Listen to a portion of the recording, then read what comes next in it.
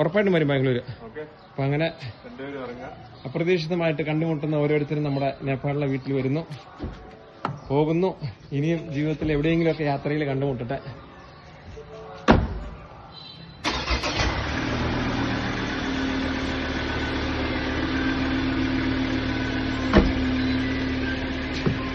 അപ്പൊ എല്ലാം പറഞ്ഞ പോലെ പോകുന്ന വഴിക്ക് എന്തെങ്കിലും ആവശ്യമുണ്ടെങ്കിൽ വിളിക്കാം. പൈസയുടെ പ്രശ്നം വന്നാൽ വിളിക്കാം, ഭാഷയുടെ പ്രശ്നം വന്നാലും അതെ, ഞങ്ങളുടെ പൈസയുടെ പ്രശ്നം സോൾവ് ചെയ്തെന്ന് പോയിച്ചാൽ ഓക്കെ, ഒരു കുഴപ്പമില്ല. ഞങ്ങൾ ഇവിടെ വന്നപ്പോഴാണ് അറിയുന്നത് എല്ലാ കാർഡും ഇവിടെ എടുക്കുന്നല്ലോ അവരുടെ. ഞങ്ങളുടെ അടുത്തുള്ള കാർഡ് അതിന്റെ ബാക്കിൽ എഴുതിയിട്ടുണ്ട് നേപ്പാൾ, ഭൂട്ടാൻ. അതെ, ഇവിടുത്തെ ATM നമ്മൾ നാട്ടിൽ വരുമ്പോൾ ശ്രദ്ധിക്കേണ്ട ഒരു കാര്യമാണ്, not valid in Bhutan and Nepal.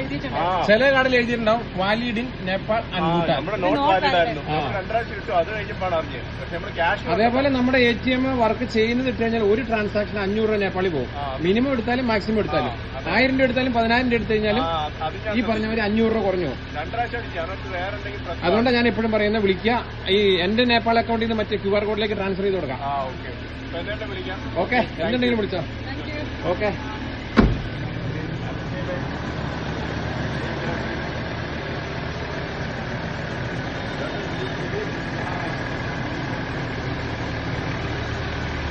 അപ്പൊ ഓക്കെ, എല്ലാം പറഞ്ഞ പോലെ എവിടെയെങ്കിലും കാണാം, ബാംഗ്ലൂർ കാണാം.